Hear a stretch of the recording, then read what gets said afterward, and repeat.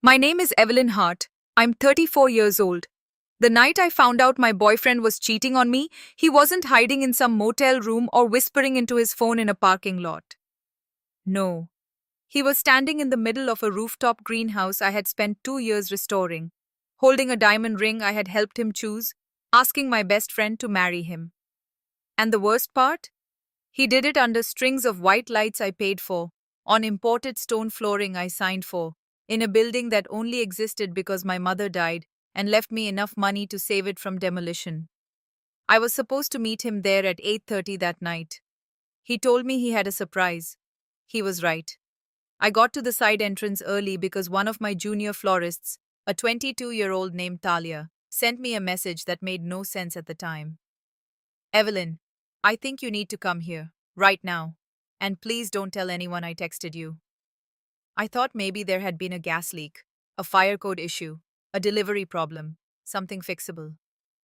Instead, I pushed open the glass door and heard my boyfriend's voice, soft, emotional, carefully practiced. You were never the mistake, Chloe. She was just the bridge that got me here. I stopped walking. Because if he had just cheated on me, I might have screamed. But when I heard what he said next, I understood this wasn't just betrayal. It was a plan. And by the end of that night, I wasn't the one who was going to lose everything. Before I take you back to that exact moment, let me tell you who we were before the lights, before the ring, before I learned how quiet revenge can sound. I own an event design company in Charleston called Heart and Bloom. Weddings, corporate galas, charity dinners, luxury private events. If people wanted elegance, they called me. I built that business from the ground up after my mother, Lila Hart, passed away from ovarian cancer 6 years ago. She left me two things: a handwritten note that said, "Never beg to be chosen," and enough money for me to stop surviving and start building. That money became the down payment on the old rooftop greenhouse over the Ashcroft building on Meeting Street. Everyone told me the place was too far gone: rusted frames, water damage, cracked glass, bad electrical work.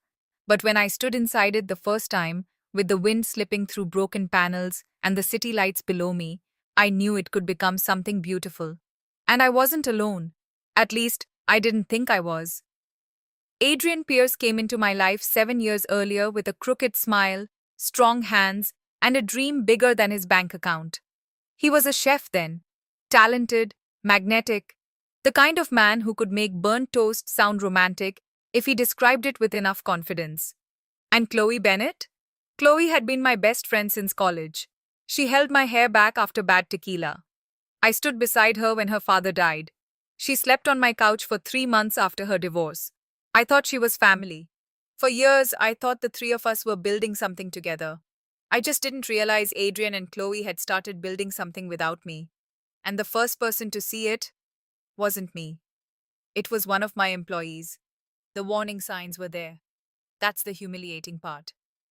Adrian had become protective of his phone in a way that wasn't normal. Not subtle protective. Not, "I'm planning a surprise for your birthday" protective. I mean full body turn, screen down, shower with it, sleep with it face down on the mattress protective. Chloe had started canceling on me too, but only in specific ways. She wasn't absent. She was selective. She missed lunch but showed up for work check-ins at the greenhouse. She forgot girls' night but always seemed to know what color napkins Adrian wanted for the launch dinner. She hugged me longer than usual, and people only do that when they're guilty or leaving. About 2 weeks before that night, I noticed something else. My mother's ring was gone. Not my engagement ring. I wasn't engaged. Yet.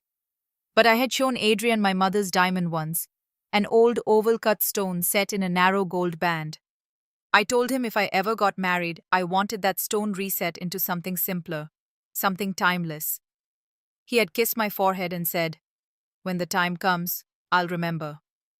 When I couldn't find it, I tore my bedroom apart. Adrian helped me look. Chloe did too.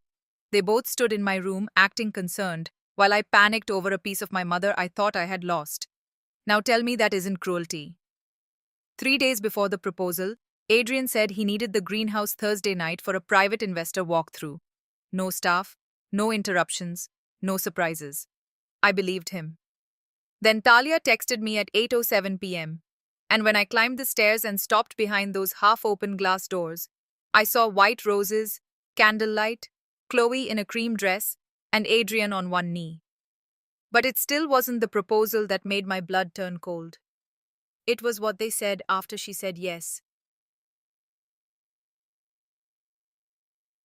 Chloe covered her mouth and started crying the second Adrian opened the velvet box. He said, "I'm done pretending. After tonight, we don't have to hide anymore." She whispered, "What about Evelyn?" And Adrian, God, I can still hear how calm he sounded, laughed under his breath. "By the time she figures anything out, the contracts will already be closed." I didn't move. I didn't breathe. I stayed behind that door with my hand wrapped around the brass handle so tightly I had a crescent mark in my palm for hours afterward. Chloe asked him if I would fight. He said, "Not in time." Then he stood up, kissed her, and added the sentence that changed everything. "The final ownership packet is already processed. Once she signs the expansion guarantee next week, this place is ours." Ours. Not mine. Not ours as in him and me. Him and Chloe. That's when I understood I wasn't looking at an affair. I was looking at a theft. I backed away before they could see me. I made it down one flight of stairs before my knees gave out. I sat on the landing in the dark, staring at the city through a dirty side window, trying to understand how two people I loved the most had turned me into a stepping stone in their love story. Then my phone buzzed. It was Adrian. "Running late, baby. Give me 30?" 30 minutes. He had just proposed to my best friend and then texted me like he was stuck in traffic. I should have called him names. I should have thrown the ring box off the roof. I should have marched back in there and shattered every pane of glass with my voice. Instead, I did something colder. I called my attorney. And when she picked up, I said 4 words that would ruin their entire plan. "Naomi, check the ownership filings." Naomi Price had been my lawyer for 5 years and my friend for 9. She was the kind of woman who wore ivory silk blouses and destroyed people with PDFs. She answered on the second ring. I told her I needed every document connected to the Ashcroft greenhouse, the restaurant launch, the investor structure, the leasehold improvements, all of it. She didn't ask why. She said, "Give me 1 hour." I drove home in silence. Adrian showed up 40 minutes later with takeout, a bottle of wine, and a face so convincingly normal that for one disorienting second, I wondered if I had imagined the entire thing. He kissed my cheek, asked how my evening was, complained about a supplier delay. Then he stood in my kitchen eating noodles out of a carton while my mother's ring sat in his pocket for another woman. I watched him, really watched him. His ease, his posture, the confidence of a man who believes the truth belongs to him because he got there first. At 10:14 p.m., Naomi emailed me. The subject line read, "You have a problem. They have a bigger one."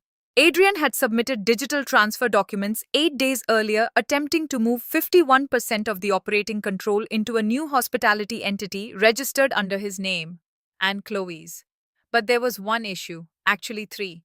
First, the greenhouse property itself was still held under Hart and Bloom Holdings, solely in my name. Second, the restaurant name, Glass Ivy, had been trademarked by me 18 months earlier when Adrian was still brainstorming. And third, because the original restoration money came through my mother's trust, no ownership transfer was valid without in-person notarized consent from me. Which meant the papers they filed, worthless. Worse than worthless, actually. Fraudulent. I sat on my couch with that email open while Adrian brushed his teeth in my bathroom like he belonged there. And for the first time all night, I didn't feel broken. I felt dangerous. Because now I knew something they didn't. They weren't standing on solid ground. They were standing on glass. Naomi came to my house the next morning with coffee, printed documents, and the exact face women make when they're trying not to tell you to burn a man's life down. She laid everything across my dining table. The fake transfer packet, the investor expansion letter they needed me to sign, the vendor authorizations, the trademark filings, the deed records. If I wanted, she said, I could stop everything immediately.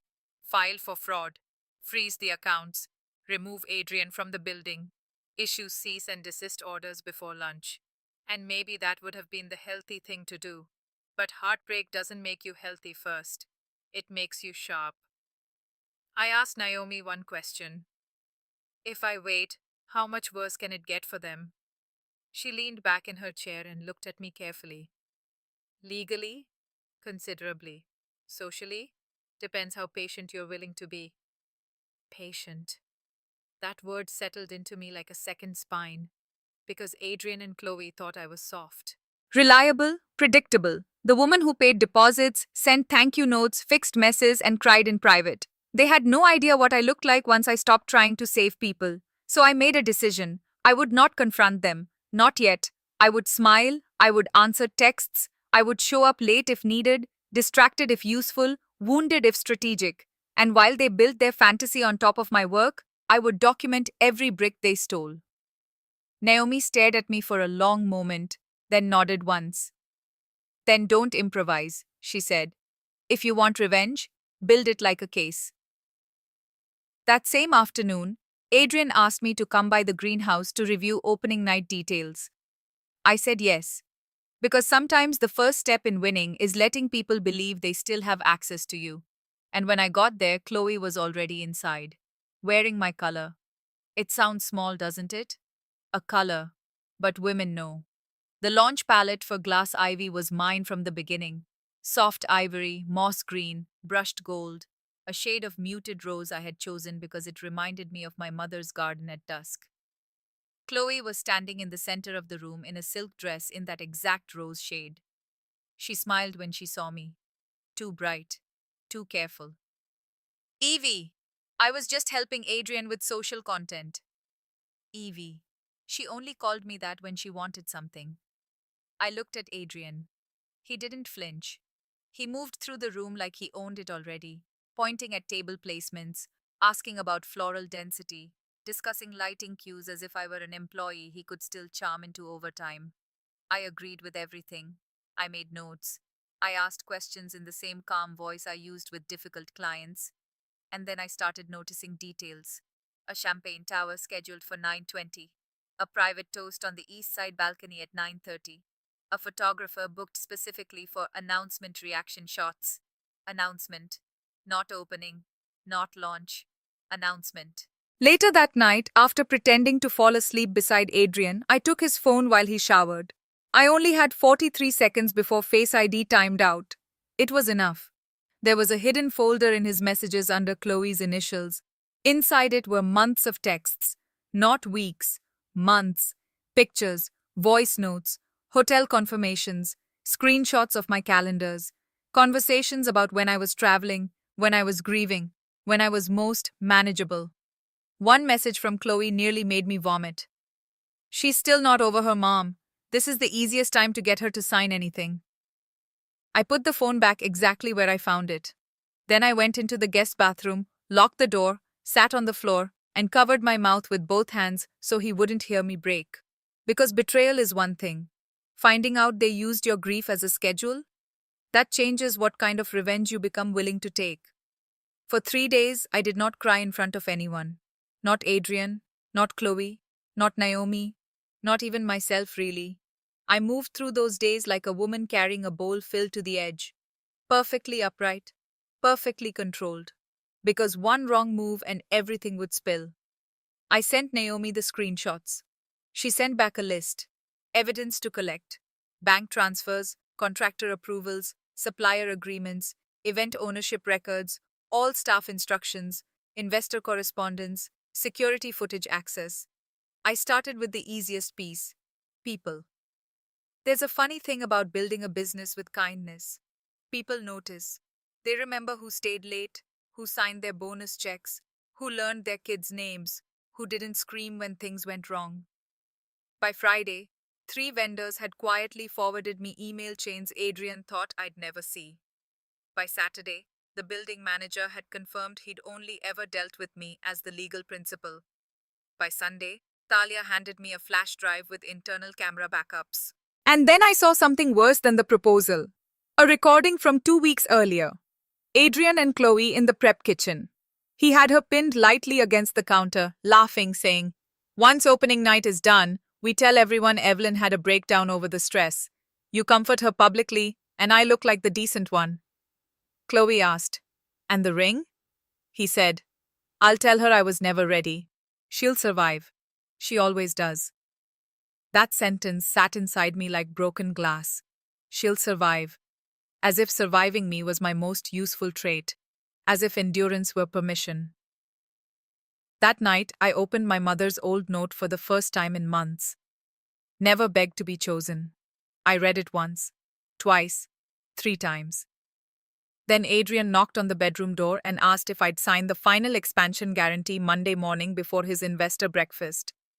I looked up at him, smiled, and said, "Of course." Because by then, I had already decided.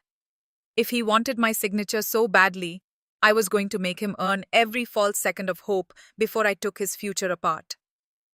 Monday morning, I met Adrian at a cafe 2 blocks from the waterfront. He brought pastries. That was his style. Sweetened the knife. He slid the folder across the table and tapped the signature page like it was routine. I didn't even open it right away. I asked him if he was happy. He looked startled for half a second, then smiled. "I'm close," he said. "Everything's finally coming together." Everything.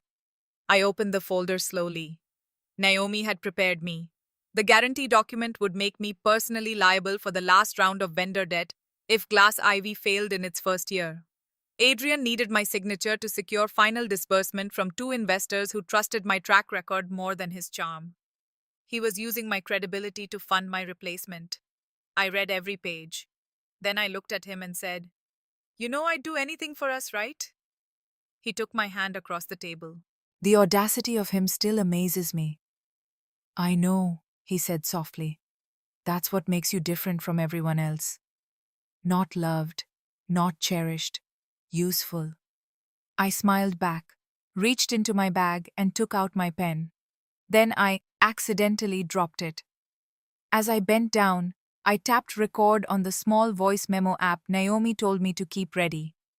When I sat back up, I didn't sign immediately. I asked him one more question. "And once I do this, we're solid?" Adrian leaned in, lowered his voice, and said the line that destroyed him. "Evelyn, once this clears, nobody can touch us." Us. He meant him and Chloe. I signed nothing. I told him I wanted to review one final clause with Naomi because of the trust language from my mother's estate. He tried not to panic. I saw it anyway. He kissed my forehead and said, "Don't take too long. We're so close." He was right. We were close. Just not to the future he thought he was buying. That afternoon, Naomi filed a temporary injunction packet sealed for release if unauthorized use of the property or trademark occurred at the launch event. I also did something Adrian never imagined I would do. I stopped protecting his staff from him. Not punishing them, protecting them. I called a private meeting with the core team.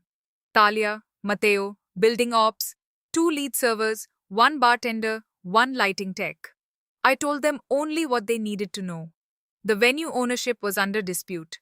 No one was to sign anything from Adrian without written approval from me or Naomi. All wages would be secured regardless of what happened. And if anyone felt blindsided, they could walk now with a bonus and a reference. Nobody walked. Matteo, who had been Adrian's sous chef for 3 years, stared at the table for a long time before saying, "I knew he was lying to you about money. I didn't know it was this bad." That hurt more than I expected. Not because Matteo knew something, because he had seen enough of Adrian to believe this was possible. By that evening, I had rerouted payroll, frozen a pending vendor release, and moved all floral ownership tags and event design inventories back under Hart and Bloom lockup. Then Chloe called me. Not texted. Called. She sounded breathless, almost frightened. "Evie, random question. Do you know where the original property binders are? Adrian says the investors want to see the old restoration file." There it was. The scramble. I said, "Why would investors need my mother's trust documents?" Silence. Then Chloe laughed. Too hard. Too high. No reason. Ignore me. But the mask had slipped. They knew something was wrong. And when frightened people think they're about to lose control, they do one of two things. They either confess or they get mean. By midnight, Adrian chose mean. And the message he sent proved he had finally realized I wasn't asleep anymore. At 12:11 a.m., Adrian texted, "Need you at the greenhouse tomorrow. We have to stop the trust panic and get you focused. You've been emotional lately." Emotional lately. I read that sentence 3 times. That's how men like Adrian work. When they can't control the facts, they start describing you. Too emotional, too stressed, too sensitive, too much. I didn't answer right away. Instead, I called Chloe. She picked up on the second ring, whispering. I asked her if she was with Adrian. She said no. I asked her if she loved him. Long silence. Then she said, I didn't mean for it to happen like this. Not no. Not I'm sorry. Not I never touched him. Just a woman stepping around the truth because stepping into it would force her to see herself clearly. I asked her one final question. If I hadn't found out, were you ever going to tell me? She started crying. Real tears this time, I think. And then she said something I'll never forget. He said you'd survive it better than I would. That was their logic. I was stronger, so I deserved the wound. People do this all the time, by the way. They don't just hurt kind people, they recruit their strength as justification. When the call ended, I sat alone in the dark kitchen and understood something with brutal clarity. Neither of them loved me enough to tell the truth, but both of them had relied on me enough to build their future. So I sent one message to Naomi. Do it. Full release on event night. Her reply came less than a minute later. Done. Then I took out a dress bag from the back of my closet. Inside was the gown I had originally bought for the Glass Ivy launch. Midnight blue silk. Open back. Sharp lines. No softness. I had planned to wear it as Adrian's partner. Now I was going to wear it as his ending. And he still had no idea I was going to be in the room. The next 4 days were surreal. Adrian kept trying to pull me back into orbit. Breakfast invitations, work questions, late-night apologies for being distracted, small gifts, 2 forehead kisses, one man trying desperately to maintain emotional access to the woman whose life he was actively sabotaging. I gave him enough to keep him calm. Meanwhile, I watched the event build around him. Media RSVPs climbed, influencers confirmed, the city food editor said yes, an investor from Atlanta flew in, a luxury hotel group sent a representative. This mattered because Adrian wasn't just planning a restaurant launch anymore. He was planning a public rebirth. The beautiful chef rising from years of struggle, the visionary new space, the fresh start. And somewhere in that script, I had been reduced to the stable woman in the background who made things possible and then quietly disappeared. The day before the event, Chloe came by my office. Not the greenhouse, my actual office. She stood in the doorway wearing sunglasses and guilt. I let her in. She didn't sit. She just looked around at the mood boards, the floral drafts, the binders, all the pieces of the life she had walked through for years, without understanding how much of it I had built with bare hands. Then she said, If I tell you the truth, are you going to destroy him? Interesting question. Not us. Him. I folded my hands and said, Depends which truth. Her voice shook. He's been seeing someone else too. For a second I thought I had misheard her. Then she nodded. A hostess from one of the investor dinners. I found the messages last week. I stared at her. The woman who helped betray me had just discovered she wasn't the chosen one either. And suddenly, this wasn't a triangle. It was a pattern. But before I could say anything, Chloe added one last thing.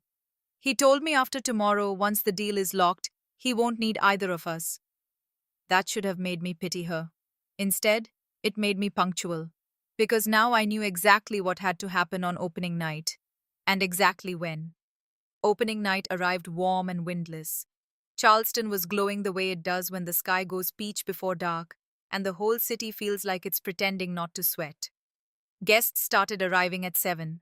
By 7:20, the rooftop greenhouse was full of soft music, clinking glasses, camera flashes, and expensive people congratulating Adrian on a future that didn't belong to him. I watched everything from the service corridor monitor with Naomi, Mateo, and the building's private security lead. Adrian looked stunning. That's the annoying truth. Betrayal never arrives ugly. It arrives polished, tailored, camera ready. Chloe was there too, in white. Not bridal white, calculated white. The kind of white meant to hint at innocence while waiting for attention. At 7:40, the photographer started staging candid balcony shots. At 7:52, Adrian checked his watch 3 times. At 8:03, he asked one of the servers if I had RSVP'd. I had not. At 8:11, he relaxed. That was the moment he decided I was gone. Naomi looked at me and asked, "You want to stop this now?" I looked through the monitor at the room I had built. The glass, the ivy, the light, the city below, the strangers sipping champagne under my mother's restored rafters. And then I saw Adrian move toward the center of the room with a microphone in his hand. No, not yet. Because if I stopped it before he spoke, he could still rewrite the story later. He could still call it miscommunication, stress, a misunderstanding, a private heartbreak twisted into public drama by a jealous woman. No, I wanted witnesses. So I smoothed my dress, took my invitation card from Naomi, and walked toward the staircase. Because the next time Adrian Pierce saw me, it was going to be from the stage he built on my roof. And he was already beginning his speech. When I entered, no one noticed at first. That's another thing heartbreak teaches you. Timing. People were facing Adrian. He was smiling into the microphone, thanking investors, praising his team, talking about resilience, vision, sacrifice. Sacrifice. I almost laughed. Then he said, "Before we celebrate the future of Glass Ivy, there's someone very special I want to thank. Someone who helped me believe in second chances." Chloe stepped closer. A few people turned, already sensing it. The photographer lifted his camera. The room softened. The music lowered. Adrian reached into his jacket. And that's when I stepped forward. "I'm so glad you waited until I got here." You could feel the room change. Not metaphorically, physically, like temperature dropping. Adrian's face lost all color. Chloe's hand flew to her throat. The microphone lowered half an inch. Only half. He was still trying to recover. "Evelyn," he said, smiling with only his mouth. "You made it." I walked to the center of the room in that midnight blue dress and took the microphone gently from his hand. No tugging, no scene, no shaking voice. Just ownership. I looked at the crowd and said, "Good evening. My name is Evelyn Hart. I'm the owner of this venue, the founder of Heart and Bloom, and the legal holder of the Glass Ivy trademark." Silence. Beautiful, complete silence. Behind me, Naomi appeared near the entrance with a leather portfolio. Security quietly repositioned. I continued. "I was not scheduled to speak tonight. But since my property, my funding, and apparently my boyfriend are all being reassigned without my consent, I thought perhaps I should make a few clarifications." A woman near the bar whispered, "Oh my God." Adrian stepped toward me. Bad choice. Because Naomi opened the portfolio right then. And the first document she handed to the lead investor made the entire room lean in. There are few sounds more satisfying than a liar going quiet in public. Not humiliated, not shouted down. Quiet.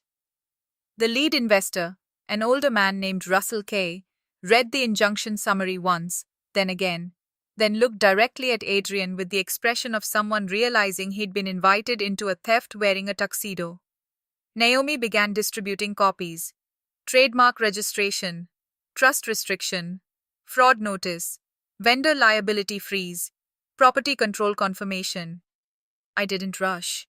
I didn't need to. The truth, when documented well, does its own talking. Adrian tried to recover first. "This is a misunderstanding," he said. "Evelyn's upset and—" I cut him off. "Careful. You already tried emotional in writing. It's not working for you." The room actually reacted to that. Not loudly, but enough. A few faces turned toward him differently. Chloe still hadn't spoken. She looked less like a fiancée and more like someone who had just realized the bridge she burned was the only road out. Then Russell asked the only question that mattered. Did you submit ownership claims on a property you do not control? Adrian didn't answer fast enough. That was answer enough. At that moment, Matteo stepped beside me, not behind Adrian, and removed his chef coat. He folded it once and placed it on the nearest table. My team is out, he said quietly. We don't work for fraud. Then two servers set down their trays.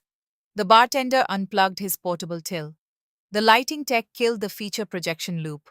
One by one, the illusion lost electricity. Adrian looked at Chloe like she should help him. She finally spoke, but not to him, to me. He told me you'd never actually come. That might have been the saddest sentence of the whole night, because it meant he didn't just betray us, he studied us. And right then, as the room began to fracture around him, my phone buzzed in my hand. It was a message from Talia. You need to see what just hit the staff email. I stepped to the side and opened the message. Adrian had sent a mass email 30 seconds earlier, probably from a scheduled draft he forgot to cancel in the chaos. Subject line: New phase. Confidential. Inside was a restructuring plan for after opening night. Not after launch. After me. He planned to terminate 3 staff members, reduce vendor payments, dissolve Hart and Bloom's design presence, and announce a new creative partnership with Chloe as brand director. At the bottom was the line that finished him. Evelyn will be stepping away due to personal instability and prolonged grief-related limitations. He didn't just want my venue. He wanted my reputation professionally sterilized on the way out. Naomi saw my face and took the phone, read the email, then looked at Adrian as if she had just been handed a legal birthday gift. Well, she said, almost pleasantly, that's defamation too. Russell closed his document folder. This event is over. Guests began leaving in waves. Quiet ones first, then the gossip lovers, then the strategic ones who didn't want to be photographed near disaster. Chloe tried to follow them, but Adrian grabbed her wrist. Not violently, just revealingly, and in that instant the mask slipped all the way. Don't leave me in this, he hissed. Me. Not us. Not please. Just a man discovering that when the floor gives out, he wants company in the fall. Security stepped in. He let go. Chloe looked at him for one long second, then at me, and tears filled her eyes. Not theatrical this time. Devastated, humiliated, human. Then she said, "There's one more thing you don't know." For a split second, I thought she was about to tell me she was pregnant, or married, or something equally catastrophic. Instead, she said the sentence that made the entire revenge taste different. The ring he used on me wasn't the only thing he stole from your mother. And suddenly, the night got bigger than betrayal. I don't remember crossing the room. I only remember being close enough to Chloe to see her mascara trembling under her lashes when she whispered, "There was a box in his office. I thought it was investor paperwork. I opened it yesterday." Naomi moved closer. So did I. Chloe swallowed. "It had your mother's letters in it, and the appraisal documents from her estate. He was trying to use them to leverage a private loan." For a moment, I heard nothing. Not the music shutting down, not the footsteps, not the city below. Just blood. My mother had written me letters during her final months. I kept them in a cedar box in the back of my closet. I hadn't opened them all yet. I couldn't. Some grief you save for later because early grief already eats enough. Adrian had taken them, not because they mattered to him emotionally, because he thought dead things were useful too. I turned to him. He finally looked afraid, not embarrassed, not cornered, afraid. "Where is the box?" I asked. He said nothing. Naomi repeated the question with less softness. He said it was in the downstairs office safe. Talia retrieved the building manager, Security escorted Adrian out of the main room. Naomi and I went downstairs together. The safe was behind a metal filing cabinet Adrian used for staged professionalism. Inside were contract drafts, two sealed envelopes, one watch, Chloe's duplicate keycard, and the cedar box. I touched it and felt myself leave my body for a second. Not because of the wood, because of what it meant. He had entered my grief physically, opened it, sorted it, estimated it. I carried the box upstairs myself. By then, the rooftop was nearly empty. Only a few people remained: Naomi, Mateo, Talia, Russell, Chloe, and Adrian, standing near the door, finally understanding that no version of this ended with applause. But I still had a choice to make: destroy him completely, or stop exactly where my soul could still live with me afterward. I could have done more, that's the truth. I could have had Adrian arrested that night. Naomi had enough already: fraud attempt, forged submission, theft of estate materials, reputational harm, false representation to investors. I could have walked him straight from the rooftop to a police car. Part of me wanted to. The part of me still carrying 7 years of dinners, promises, passwords, shared mornings, family introductions, and fake futures inside my ribs like unpaid rent. But revenge is easy when it's hot. The hard kind, the kind that actually heals you, is cold enough to stop in time.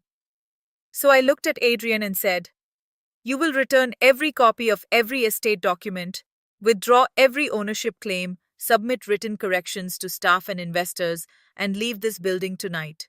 If I have to ask twice, Naomi files everything by 9 a.m. He stared at me. Maybe he expected mercy. Maybe he expected chaos. Maybe he expected me to still be the woman who loved him enough to soften consequences. I wasn't her anymore. Chloe stepped forward then, shaking. "I'm leaving too," she said. He snapped toward her. "Now?" She gave a sad little laugh through tears. You had another woman, Adrian. And suddenly he looked tired. Not sorry, just exposed. That mattered to me. Sorry is healing. Exposed is consequence. By 9:15, the rooftop was empty except for my team and the remains of a celebration that never got to become a lie. I stood under the lights while the city breathed below me and held my mother's cedar box against my chest. Naomi asked if I was okay. I said no. Then I said something truer. "But I'm still mine."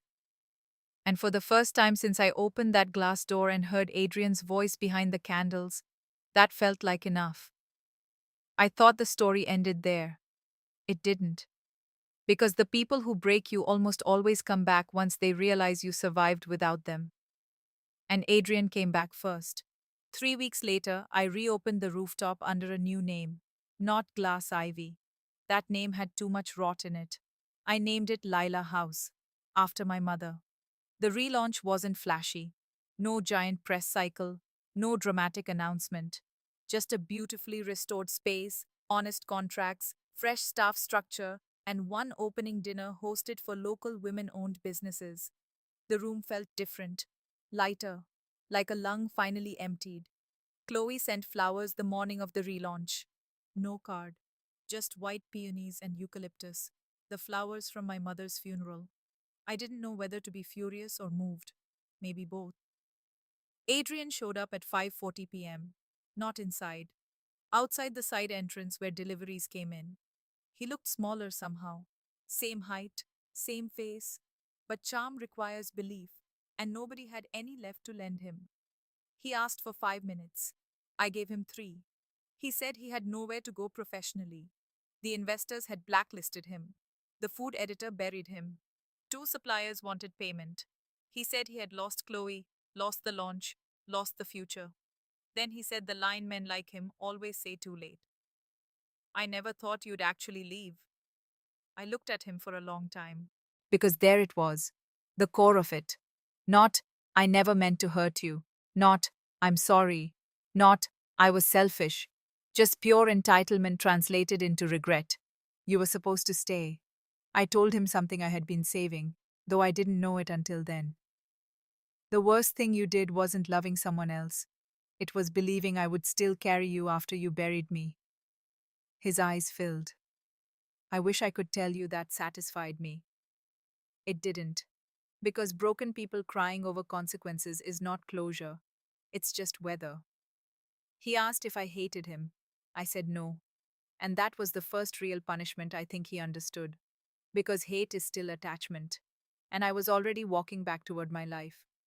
But before he left, he asked one final question. Did you ever love me at all after that night? I stopped at the door, and the answer I gave him ended us for good. I turned around and said, I loved who I thought you were for exactly one night after I found out. Then I grieved him too. He cried then, quietly. No audience, no camera, no performance left. I went inside. The guests had arrived. Candles glowed warm against the glass. Someone laughed near the bar. Mateo was plating the first course. Naomi was in the corner pretending not to scan contracts even off the clock. And at the center of the room, where Adrian had once planned to turn my life into his fresh start, there was now a framed card on the welcome table. My mother's handwriting. Never begged to be chosen. I had taken one of her letters from the cedar box and framed that line for opening night. Not for the guests. For me. A month later, Chloe sent me a real letter. Not a text. Not a call. A letter. She apologized without asking for money, forgiveness, or friendship. That mattered. I didn't answer right away. Maybe one day I will. Maybe some betrayals don't get restored. They just get understood. I still keep the cedar box in my bedroom now. Not hidden, not locked, just present. My grief is no longer a place people can steal from. My name is Evelyn Hart. I'm 34 years old. I own a venue built from inheritance, ruin, and nerve. I loved a man who mistook my devotion for weakness. I trusted a woman who confused my loyalty for permission. They both lost me the same night. I didn't get revenge by screaming. I didn't get revenge by ruining myself trying to ruin them. I got revenge by knowing what was mine and refusing to leave it in the hands of people who only loved me when I was useful. If you're listening to this and you've ever been the safe person, the dependable one, the one everyone assumes will survive the blow, hear me carefully. Your strength is not an invitation. And the moment you stop begging to be chosen by people who only come to you with empty hands and rehearsed tears, that's the moment your real life begins.